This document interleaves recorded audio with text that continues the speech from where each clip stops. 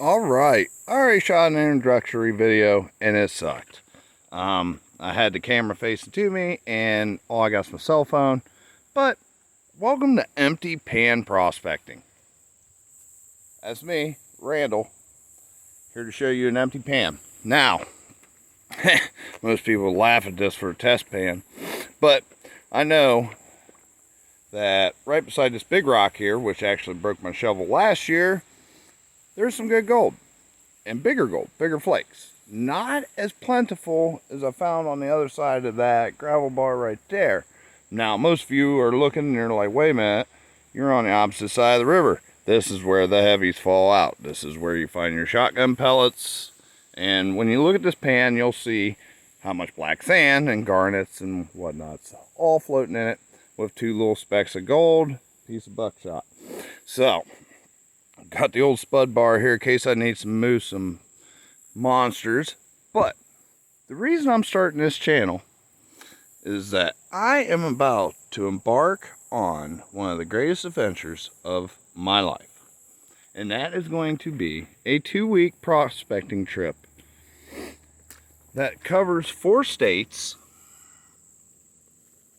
And you're probably not going to see the gold too good. Let's see, can I get him in a little shade and I get any better? Well, not really.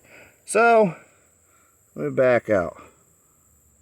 Okay, so you see that little bright speck, and then there's another one, there's a piece of sand in between them. It looks almost identical to the specks I'm showing you, but those are 2 specks of gold, lead shot, and a boatload of garnets.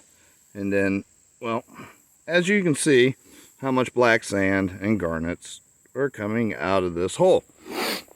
This is why I'm going to dig here. But back to the real reason I'm making this channel is that 2-week prospecting trip. It's going to cover 4 states: Colorado, Wyoming, Montana, and South Dakota.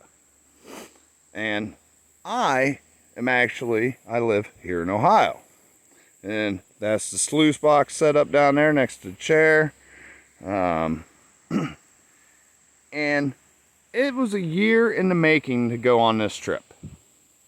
All the homework I had to go into it, the finding out of where claims were, and, you know, what areas were worth prospecting. A lot of cross-referencing of maps, geological maps. You can find out how to do all this off of YouTube here.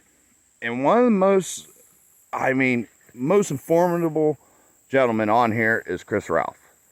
And shout out to Chris Ralph, because I wouldn't be out here doing this right now if he didn't have so many good pointers. And I sure wouldn't be going on a 2-week trip out in the middle of the boondocks with grizzly bears, moose, and mountain lion in search of gold if I didn't feel confident on exactly what I have been told and what to research and how to research it.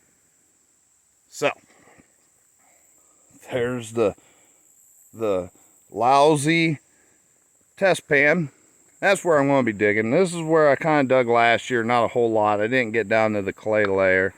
I only dug here a little bit because naturally I broke my shovel last year and it was close to the end of the season, so, you know, that's that. But if you all are interested in more of this, and me capturing this flower gold here, and definitely I'm going to be making uploads during the 2-week prospecting trip, to show you guys what kind of gold recovery we come across just going out in the mountains. I mean, true 1848 style, leaving the East Coast, heading west in search of gold. But, you know, I don't even know if I'm on camera. I don't even know if this even looks right. Maybe I need to hold it out there further like that. I don't know. But what I do know is, if you guys are interested in this stuff, I will keep making content for you. So leave a comment below. Let me know. Let me know what you guys are into, what you guys like to see. Do you like to see people sluice? Well, honestly, I don't have too much equipment now.